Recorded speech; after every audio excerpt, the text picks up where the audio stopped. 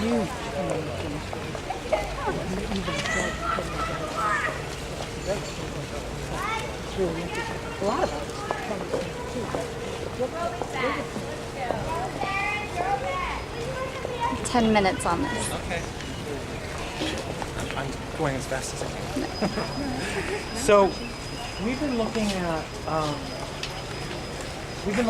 think, 6 sculptures already.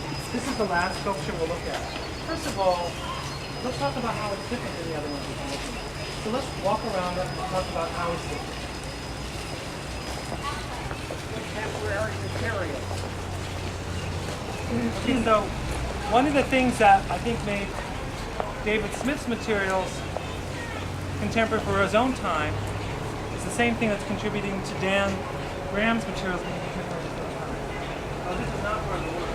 But the mere fact that this can be considered part of the work is interesting. So, let's talk about, is this a sculpture? What would make us say it's a sculpture? Okay, so we can walk around. what did you say? So Loretta says it's not functional. We can walk around it. Let's walk around and think about this question.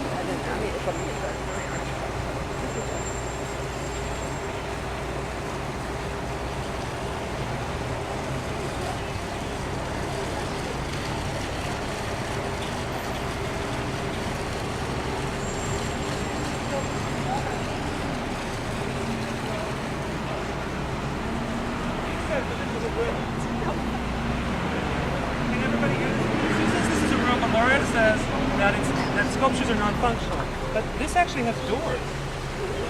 Now these doors open and close. But what is the squeak. function? Huh? What is the function of the? Experiential. So you're saying it's experiential? Okay. Now architecture isn't experiential. Like we're in this garden right now. That's also part of our experience. There's an architecture that makes this garden.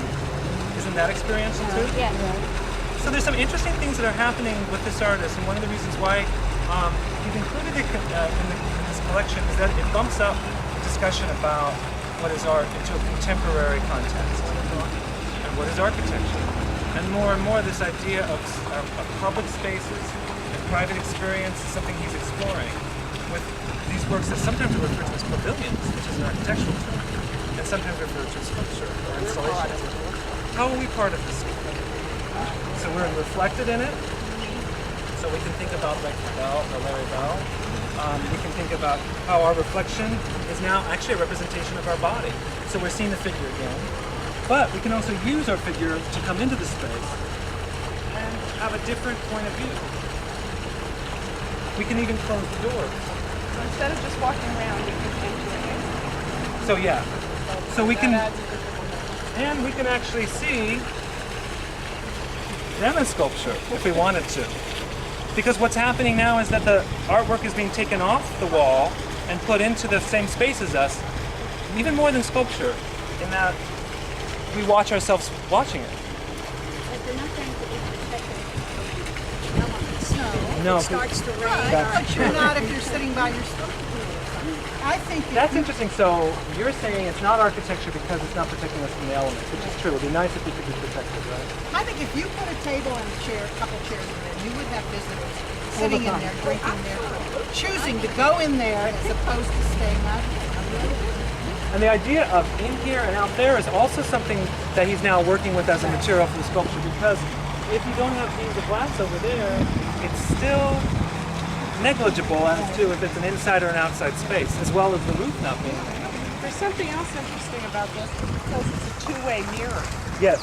Yeah. So there's a whole play on reflections and transparency going on. Yes. Because I was trying to figure out how we could both see so clearly the reflections because they're not really distorted. And No. And they're distorted on this side because of the curve. Yeah. Right. Now, this work is called for Gordon Bunshop, and it's from 2006. This was a site-specific sculpture that was made to be permanently here in the Hirshhorn Garden.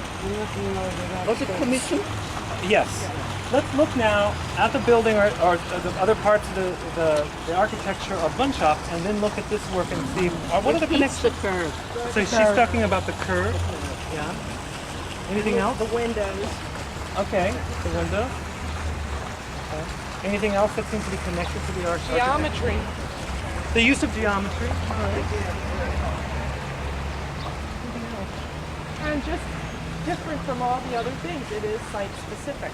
So at the beginning of your tour, we were talking about the purposes of architecture. And I was questioning about the brushstroke piece, whether it was site specific. So it wasn't, but this is. So that's a good thing to use on our tours. So Andrew's given me kind of a conclusion, which is also something you can do with your visitors. Your visitors will sometimes say something that allow you to tie it together. And so one of the things you can say is we've also looked at the Jefferson, which is also a replica of a copy of a site-specific statue, but in a more 19th century traditional way. And what's really nice about the Hirshhorn collection is that we go from Rodin in the 19th century and but while in his own time not considered classical, it's connected more to the idea of traditional figuration and realism. We go way, far away from that with this sculpture. And when we're looking at contemporary artists, they're also asking questions about not only what is a sculpture, but what is art history, and when does it begin to blend in with other things that are parts of art history that aren't noticed. Yes. Yes. He actually had a gallery, I think in the late 60s and 70s, where he showed a lot of minimalist works. A lot of the works that were in the Panza collection, a lot of the artists, I mean, that were in the Panza collection, and was influenced by them, but also really interested in how time works and how again, about the public and private space. And actually having a gallery is an interesting thing because that is a public space for art. So he must have become very aware of how people looked at art too, and how people experienced it. There was a retrospective in Los Angeles. Yes. That Lisa and I went. She was very interested. But I think also theory works. Architecture and sculpture, sort of, to me, They are functional. well, yes, As you're so right. But we keep going back to this idea of well, function, because I which is see- interesting. Because I see the function. Yeah. You're so I see right. this Can we- we're still having the sculptural. conversation. I see this as sculptural. As I see the Vesuvius, the sculptural. I see the top of the castle as functional. So she's saying the top of the castle is functional, and the museum is functional, but this is not functional. It's architectural. It's an art. It's an architectural form of art. So she's saying this is an architectural form of art. So interesting. This is Architectural abstraction. it's an architectural abstraction. Yeah. Okay, good. So we're getting some interesting definitions here. And I think one of the things that Yeah. I never thought of it. one of the things that conceptual artists and minimal artists that we consider minimalist was they were playing with the definitions of art, and they're playing with the definitions, and they were heightening the simplicity of the present, of our present experience with the artwork, over categorization, over how we define things, so that we could be more open to experiences. And so, in some ways, how you do your tours is also playing with all the different things that work for you, both the stories, the information, but also playing with the experiences of your group, because in some ways you want to keep them present as well as have context, but still the present is primary. And I think that artists like this are really trying to play with that more. Now, 20 years from now, will we be saying the same thing about this work? But there was a reference made, not by me, but I see it, to silhouette Yes. into the grid of Yes. and also I'm thinking about the material of that grid, where that already He has also coloration. he wrote about the humor in Solowit's work. Oh, He talked about, so it's an interesting quote, I don't know if it's pertinent, but he talked about Solowit's grids as actually like a climbing toy for his cats. So anyway, climbing toy what? for his cats. But what I'm bringing that up is there's a sense of humor that sometimes artists will look at work, bring in that perspective to their work, and kind of try to manifest that fantasy too. But in the long run, yeah, he talked a lot about Solowit, and he was aware that we had two in our collection. So I think when an artist is given a commission, they're often thinking a lot about the context too around their work, how to make it either fit in or not, or how we can go on forever. Right. It's very hard. It's one, if you walk around, you're skipping on one side, Yes. flat on the other. That's distortion from